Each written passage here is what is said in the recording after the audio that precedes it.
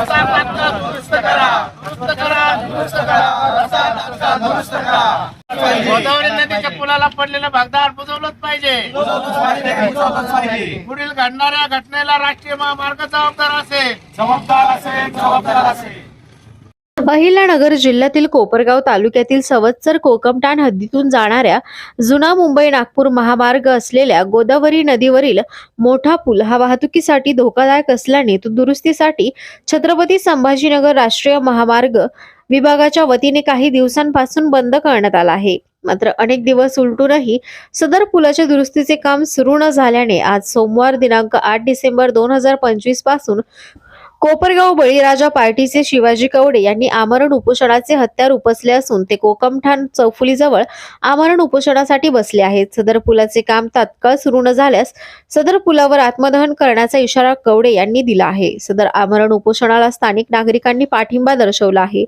दरम्यान सदर महामार्गावरील गोदावरी नदीवरील हा पूल वाहतुकीसाठी धोकादायक असल्याने हा महामार्ग 2 ठिकाणी खोदून बंद करण्यात आलेला होता. मात्र सध्या परिस्थितीत खोदून टाकलेल्या रस्त्यावर थोडा भराव टाकून सदर महामार्गावरून मोठ्या प्रमाणात अवजड वाहनांसह इतर वाहनांची जीवघेणी वाहतूक होत असल्याचे सध्याचे चित्र आहे.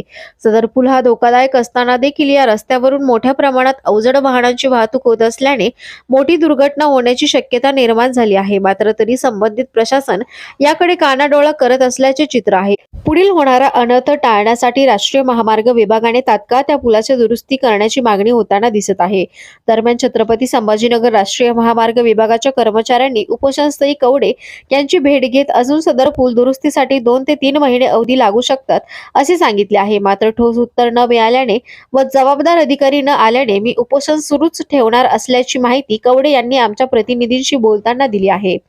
कोपरगाव एक्सप्रेस न्यूज साठी सुनील ससाने, कोपरगाव. मी सामाजिक कार्यकर्ते शिवाजी कवडे कोपरगाव मतदारसंघामध्ये काम करतो.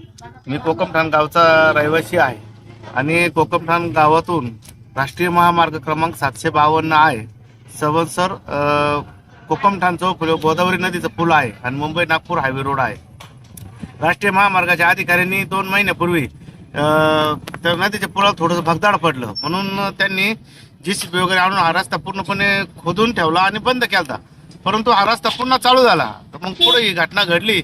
याला जबाबदार कोण असेल हे हेतून आम्ही सामाजिक कार्याच्या माध्यमातून प्रत्यक्ष पाहणी केली. आम्ही तिथे गेलो. त्यानंतर 24/11/2025 राष्ट्रीय महामार्ग विभागाचे अधिकारी अभियंता छत्रपती संभाजीनगर यांना आमदार दादा काळे, खासदार भाऊसाहेब वाकचौरे, राधाकृष्ण विखे पाटील, आमदार पालकमंत्री अहमदनगर, पोलीस अधीक्षक असतील, जिल्हाधिकारी असतील, मुख्यमंत्री देवेंद्र फडणवीस साहेब असतील, प्रधान सचिव विधी न्याय विभाग मुंबई असेल, माननीय नितीनजी गडकरी साहेब, केंद्रीय रस्ते मंत्री दिल्ली यांना पण आम्ही पत्रव्यवहार केला. आता यांना पत्रव्यवहार करून आतापर्यंत आम्हाला कोणती सकारात्मक विचाराची आणि नागरिकांचं दळणवळण आहे रस्त्याने. लहान मुलांना संवत्सर इथे शाळेत जावं लागतं. आमचे 10 गावचे लोक या रस्त्याने जात येत असतात. मग तो अडचण आणि अडथळ्याचा रस्ता ठरलेला आहे. त्याच्यामुळं तिथं काहीतरी दुर्घटना घडू शकते. पण राष्ट्रीय महामार्गाच्या अधिकाऱ्यांनी प्रत्यक्ष पाहणी येऊन कारवाई करणं अपेक्षित होतं. पण त्यांनी आतापर्यंत कोणतीही सकारात्मक कारवाई केली नाही. ते फक्त सांगतात काम प्रगती पथकावर आहे. मग त्यांनी आतापर्यंत 2 महिन्यात काय काय पाठपुरावा केला केंद्र सरकारला? आता लोक काही काम चालू झाले तिथे? काहीच नाही, काहीच काम चालू झालं नाही. उलट रस्ता खंदून ठेवलेला आहे. इथं कंटिन्यू दैनंदिन रात्रीचे दिवसाचे अपघात होतात. भरपूर लोक इथं जखमी झालेले आहे.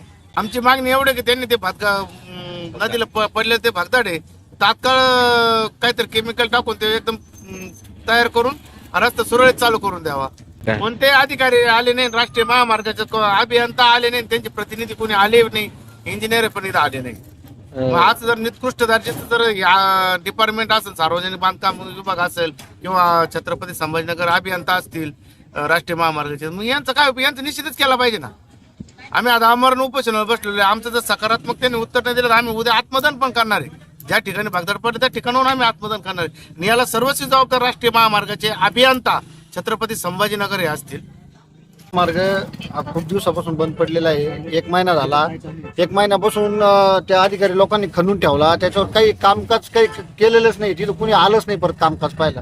रोज अपघात होते. रोज 2-4 मोटरसायकली पडतील, 4 व्हीलर खड्ड्यात जातील, आतापर्यंत लागलं तर तुमची इल्ला लोकल कोकमठाणचा फिटर आहे त्याच्या गॅरेजला आली इल्ल 2-3 गाड्या लावलेल्या आहे जाऊन चंबर फुटून जाऊ राहिले गाड्यांचे. एक कोणत्याच प्रकारचं काही शैक्षणिक नुकसान तर आहेच विद्यार्थ्यांचं जाण्या येण्याचं. त्याच्याकरता आता उपोषण हा मार्ग आम्ही सुचवलेला आहे. त्याच्याकरता कोकमठाण गावचे भूमिपुत्र शिवाजीराव कवडे यांनी आमरण उपोषण इशारा दिलेला आहे. त्यांच्या आमरण उपोषण आमच्या सर्वांचा पाठिंबा इथं गावकऱ्यांचा आहे. मागणी काय?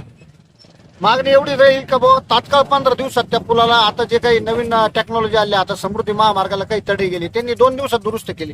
हे अशा जे नवीन टेक्नॉलॉजी जे काही पद्धत आलेली आहे एका केमिकल वगैरे टाकून त्या पुलाचा तडा एक साधारण 2x2चा तडा आहे. ते तडा केमिकल टाकून होऊ शकतो तो क्लिअर. तो 15 दिवसाचं बी काम नाही. जर अधिकारी लोकांनी मनावर घेतलं तर 2 दिवसात तो कम्प्लीट होईल. पण त्याच्याकरता जनतेला इतका मोठा त्रास आहे का एवढं 10 किलोमीटरचा चक्कर मारून त्यांना जावं लागतं. त्याच्यात गव्हर्नमेंटनी लवकरात लवकर जे कोण संभाजीनगरचे जे अधिकारी आहे त्या हायवेचे त्यांनी लवकरात लवकर रस्ता दुरुस्ती करावं पाहिजे मागणी. आमची वस्ती या राष्ट्रीय महामार्गालगतच आहे.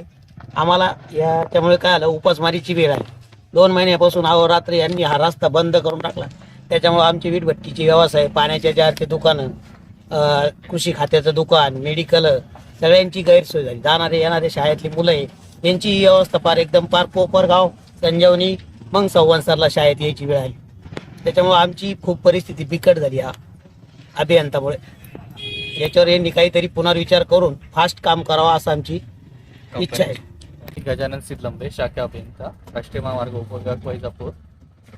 इथं साहेबांनी उपोषणाला बसल्यामुळे त्याच्या पत्रिका म्हणजे त्यांना कळवण्याबाबत आलो मी इथं. तर त्याबाबत कळवून देतं की स्टार्टिंगला जेव्हा आम्ही प्रथमदर्शनी बघितला पूल खराब झाला त्यावेळेस आम्हाला वाटलं वरतून की एक्सपान्शन जॉईंट खराब झाला आहे.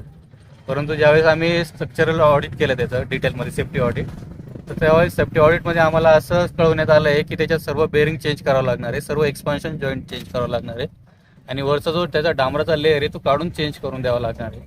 त्यामुळे त्याची कॉस्ट आता सध्याला झाली आहे जवळपास 1,35,00,000च्या आसपास त्याचं एस्टिमेट झालं आहे. तर त्याची टेंडर प्रोसेस पण आमच्या कार्यालयामार्फत सुरू करण्यात आलेली आहे.